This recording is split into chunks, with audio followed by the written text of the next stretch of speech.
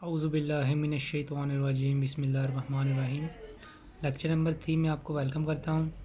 हम लोग पढ़ रहे थे फंक्शन एंड लिमिट्स। तो हम लोगों ने अभी तक जो चीज़ें रीड की थी उसमें हमारा क्वेश्चन नंबर 1, 2, 4, 3, 4 और 5 किया था। उसमें डोमेन रेंज का जो कंसेप्ट था वो मैंने आपको स्किप करवाया था कि अभी आप उस पर ना फोकस करें, लेकिन वो कंसेप्ट हम लाजमी लेंगे, उसे हम लोग छोड़ेंगे नहीं क्योंकि इम्पोर्टेंट चीज़ है। थोड़ी सी डेफिनेशंस की बात कर लेते हैं। तो यहाँ पे हम लोग ना फंक्शन की बात कर रहे हैं, ठीक है। A function is a rule or correspondence relating two sets in such way that each element in the first set corresponds to one and only one element in the second set। इसके अलावा आप function को कुछ ऐसे भी कर सकते हैं, जैसे मैंने लिखा है function is a relation between two variable, one variable is called independent, another is called dependent. Example ऐसे लेते हैं कि डिपेंडेंट वेरिएबल की एग्जांपल कुछ इस तरह से लेते हैं कि इंडिपेंडेंट वो चीज़ पर्सन होता है, फॉर एग्जांपल के जो किसी पर डिपेंड नहीं कर रहा होता। अक्सर हम जो इसकी फेमिलियर एग्जांपल लेते हैं वो एक फैमिली की ले लेते हैं कि एक जो वालिद होता है वो एक इंडिपेंडेंट एलिमेंट होता है, लेकिन जो चिल्ड्रन होते हैं, बच्चे, वो डिपेंडेंट वेरिएबल होते हैं, वो उस पर डिपेंड कर रहे होते हैं उस चीज़ पे। तो वो ऐसे ही एग्जांपल उस डिपेंडेंट की कहलाई जाती है। और फिर इंडिपेंडेंट, जो किसी चीज़ पर डिपेंड ना कर रहा वो इंडिपेंडेंट है, जो किसी चीज़ पर डिपेंड कर रहा था वो डिपेंडेंट वेरिएबल। आगे था डोमेन रेंज। अ फंक्शन है from a set X to a set Y is a rule or correspondence that assigns to each element x small in capital X a unique element y small y in y. The set x is called domain of f. The set corresponding element y is called range of f.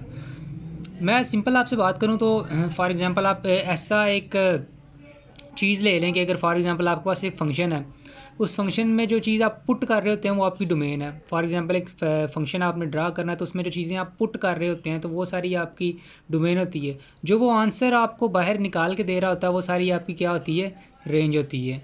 ऐसे ही notation and value of a function, ठीक है। Notation वगैरह आप लोगों ने पहले भी रीड की हुई है, ठीक है। अब ये जो चीज़ है, the variable x is called independent variable, call dependent variable, ठीक है। इनपुट जो चीज़ इनपुट की जाए या आउटपुट, ठीक है, ये कंसेप्ट बेसिक था। फंक्शन की आपको समझ आ गई। ये जो एग्जांपल लिखी है पार्ट 1 की तरह थी, जो क्वेश्चन नंबर 1 हम ऑलरेडी कर चुके हैं कि एक फंक्शन के अंदर जब 0 पुट करना है या 1, एक्स की जगह पे क्या करते हैं, वैल्यू हम रिप्लेस करते हैं तो उसका आंसर हमारे पास आ जाता है। अब थोड़ी सी इंपॉर्टेंट चीज़ है ये ग्राफ एंड अलजेब्राइक फंक्शन, ठीक है। एक फंक्शन को अगर एक ग्राफ को अगर चेक करना होगा वो फंक्शन है तो नहीं है, तो हम क्या करते हैं कि वर्टिकल लाइन एक टेस्ट कर लेते हैं।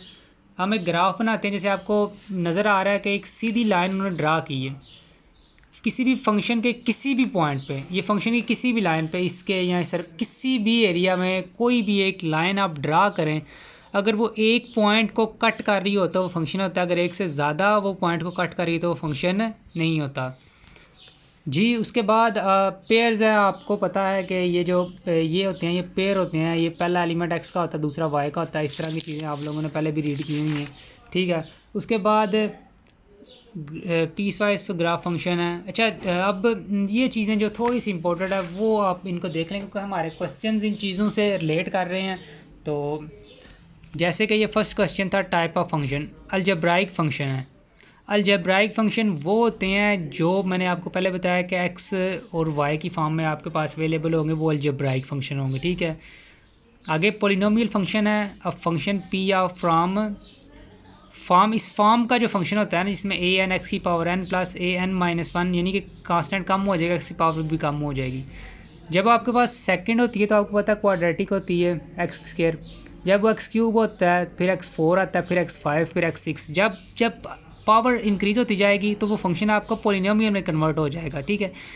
पेपर पॉइंट ऑफ व्यू से या डेफिनेशन के पॉइंट ऑफ व्यू से ये चीज़ इंपॉर्टेंट है। पॉलिनोमियल फंक्शन होता क्या है, इसकी डेफिनेशन ऊपर लिखी है, आपको ये मेमोराइज़ करनी है, ठीक है। उसके बाद ये इंपॉर्टेंट कंसेप्ट है, ये जो लिखा हुआ है, the domain and range of P of X, कि पॉलिनोमियल फंक्शन की डोमेन और range are in general subset of real number.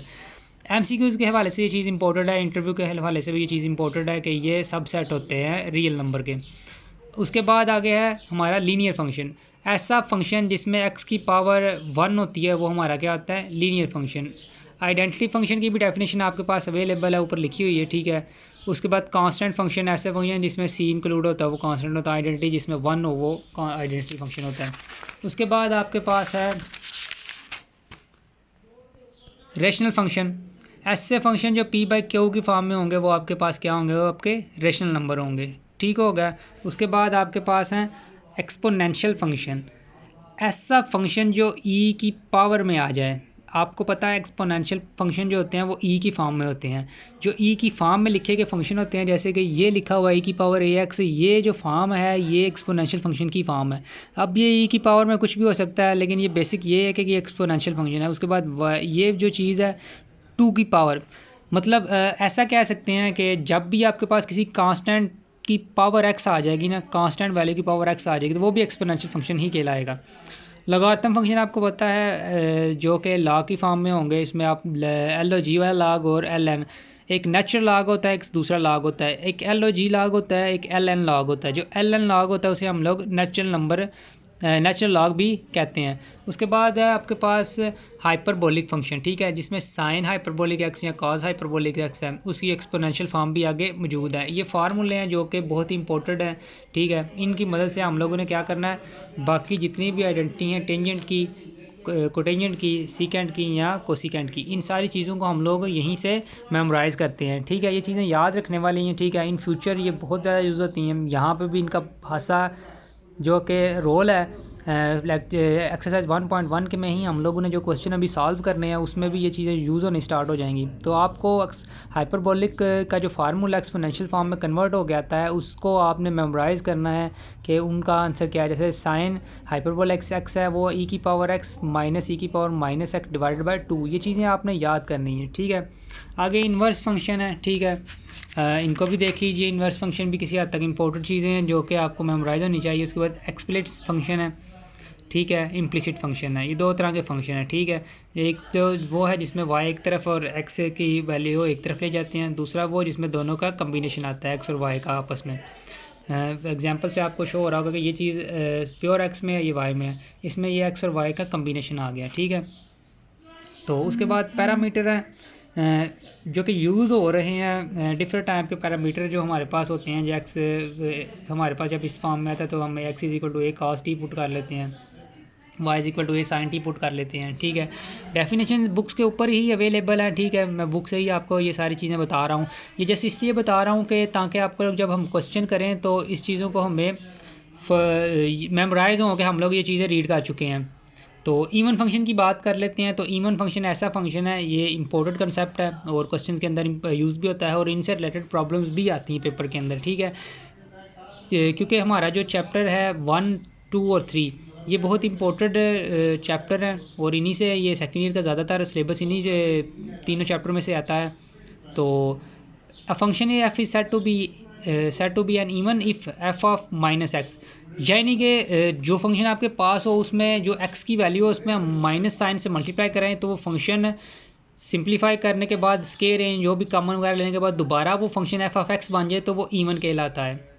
लेकिन अगर उसी फंक्शन में अगर हम लोग माइनस एक्स पुट करें तो फंक्शन के साथ माइनस कॉमन लेके वो फंक्शन बने तो फिर वो एफ ऑफ एक्स कि ये क्वेश्चन है। इंशाल्लाह आपको जब हम प्रॉब्लम सॉल्व करते हैं तो ये प्रॉब्लम्स आपको क्लियर हो जाएंगी, ठीक है। तो ये प्रॉब्लम्स क्लियर हो जाएंगी इंशाल्लाह। तो भी हम लोग अपना एक क्वेश्चन की तरफ चलते हैं जो हम लोगों ने क्वेश्चन लेफ़्ट किए थे जी। क्वेश्चन नंबर 6 था, a stone falls from a height of 60 metre on the ground, the height h after x second is approximately given by this function. ये जो हाइट है h ऑफ x ये height की representation है और ये function को रिप्रेजेंट कर रहा है।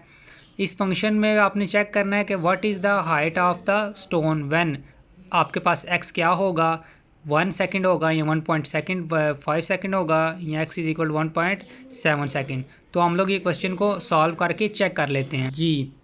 हमारे पास जो फंक्शन है वो 40 माइनस 10 एक्स स्क्वायर है, ठीक है। हमने करना क्या है कि हमने h चेक करना है 1 पे। तो 1 पे अगर चेक करना हो तो प्रीवियस क्वेश्चंस की तरह ही x अगर 1 है तो ये 10 की जगह हमारे पास क्या आ जाएगा, 1 आ जाएगा। ये 40 आ जाएगा माइनस 10 और ये हमारे पास क्या हो जाएगा 30 सेंटीमीटर या सॉरी मीटर, ठीक हो गया। तो ये आपके पास क्या आ गया, आंसर आ गया। क्वेश्चन नंबर 2 भी हमारे पास फॉर एग्जांपल था 1.5 सेकेंड, तो आपने सेम यहाँ पे 1.5 और क्वेश्चन नंबर सी हमारे पास था 1.7। तो अगर 1.7 सेकेंड है तो इसके लिए मैं चेक कर देता हूँ कि ये 1.7 रखेंगे आप, मतलब x की वैल्यू माइनस 10 इंटू 1.7, तो ये आपके पास 40 माइनस इसकी मल्टीप्लाई करेंगे आपके पास, तो आपके पास जो चीज़ आएगी वो क्या बननी चाहिए, कैलकुलेटर से आप चेक कर लें, ठीक है। ये आपके पास बनेगा स्केयर है, सॉरी ये इसकी ना स्केयर है, ये सॉरी ये एक्स स्केयर था। तो पहले ये 1.7 का स्केयर करेंगे तो ये आ जाएगा 2.89। अब 2.89 को 40 से मल्टीप्लाई करें तो 10 से मल्टीप्लाई करेंगे तो 28.9, ठीक है। अब इनको माइनस करके चेक करें, आपके पास 11.1 मीटर, तो यही इसका क्या था, आंसर था, ठीक है जी। अब हमारा क्वेश्चन नंबर 6 के पहले बी पार्ट मैंने इसका लेफ़्ट किया, ये वाला आपने ये कंप्लीट करना है। अच्छा, when does the stone strike the ground, यानी इससे के कहने की मुराद क्या है कि जब वो स्टोन जो पत्थर है वो ज़मीन पे टकराए तो उसकी हाइट क्या होगी, ठीक। ये चीज़ थी कि ग्राउंड जब बॉल, ये एक हाइट थी जहाँ से ये मैं पत्थर एक फेंकूं, जो स्टोन था वो स्टिक कर रहा है यहाँ पे आके, जब वो हाइट ज़मीन के साथ टकराएगी तो उस वहाँ पे उसकी हाइट ज़ीरो होनी चाहिए, मतलब बनती ज़ीरो है। तो ये चीज़ एच एफ एक्स हमारे पास ज़ीरो आ गया। अब एच एफ एक्स हमारे पास 40 माइनस 10 एक्स स्क्वायर ये फंक्शन था। अब क्योंकि एच एफ एक्स हाइट हमारे पास ज़ीरो है तो हाइट ज़ीरो रखी, तो फिर सिंप्लीफिकेशन है सिंपल फंक्शन की, ये 10 उठा के इस तरफ ले आए, पॉजिटिव हो गया, 40 के साथ 10 डिवाइड किया, कैंसिल होकर 4 आ गया। एक्स स्क्वायर है, taking square root both side, 4 value बची थी, 4 का स्क्वायर रूट है तो प्लस माइनस 2। अब क्योंकि हमारे पास आंसर यहाँ तो पॉजिटिव था या नेगेटिव था, बनता पॉजिटिव ही है, तो यहाँ पे हम लोग इसका आंसर कुछ यूँ लिख लेंगे, stone strike the ground after 2 second, के 2 सेकेंड के बाद ये क्या करता है, ग्राउंड के साथ टकरा जाता है इस फंक्शन के लिहाज से। क्वेश्चन नंबर 7 की बात करें तो आप देख रहे हैं स्क्रीन पे कि show that the parametric equation x is equal to 8t square y is equal to 80, ये रिप्रेजेंट कर रही इक्वेशन ऑफ पैराबोलिक। बड़ा ही इंपॉर्टेंट कंसेप्ट है कॉनिक सेक्शन का, पैराबोला, इलिप्स और हाइपरबोलिक, ये 3 तरह की फिगर होती हैं, ठीक है, जिन्हें हम फर्दर डिस्कस करेंगे इंशाल्लाह 6 चैप्टर में जब हम जाएंगे बड़ी डिटेल के साथ। तो अभी हम लोग जिस क्वेश्चन की प्रैक्टिस कर लेते हैं कि क्वेश्चन को सॉल्व करने का मेथड क्या है, ठीक है। आपके पास क्वेश्चन में है पैराबोला, ये चीज़ थी पैराबोला की गिवन चीज़ में, हमें इन फंक्शंस के चेक करना है कि ये फॉर्म बनाते हैं या नहीं बनाते हैं। तो अगर हम लोग पहले ही फॉर्म में x is equal to 8t square है, ठीक है, और दूसरी इनको मैंने नाम दे दिया रोमन का 1 और इसको 2। अब मैं यहाँ इस चीज़ को y से y को लेता हूँ, ठीक है, फ्राम 2, तो इसमें मैं जो 8t है इसको मैं डिवाइड कर दूं y की तरफ, ये चीज़ आप यहाँ से बना सकते हैं। मैंने क्या किया है कि 2a को मैंने y के साथ क्या कर दिया, डिवाइड कर दिया। अब पुट कर दो t इन रोमन वाली जो गिनती है उस 1 में, ठीक है। अब उसमें मैं पुट करूँगा तो वो आपके पास था x is equal to 8t square, तो आपके पास x is equal to a into Y divide by 2a का होल स्क्वायर, तो x आ जाए आपके पास a Y square divide by 4a square, ये इसे ऐसे कैंसिल हुआ। अब वाई स्क्वायर इस तरफ रहने दिया, बाकी आपका ये 4a जो इधर एक a बच गया ये उस तरफ जाके क्या हो जाएगा, मल्टीप्लाई हो जाएगा, ये आ जाएगा 4ax, ठीक है। तो ये हमारे पास बन गई Y square is equal to 4ax। तो हम लोग फाइंड क्या कर रहे थे, y is equal to 4ax, तो हम लोग ये कह सकते हैं कि ये इक्वेशन जो लिखा हुआ बिल्कुल ये ठीक है, तो यही हमारा क्या है, आंसर है जी। ये होप सो आपको जो चीज़ें मैंने बताई हैं इनकी समझ आ गई होगी। इंशाल्लाह हम लोग नेक्स्ट लेक्चर के अंदर जो इसके बाकी फ़र्दर क्वेश्चन पेंडिंग है वो इंशाल्लाह हम लोग कर लेंगे। अल्लाह हाफिज़।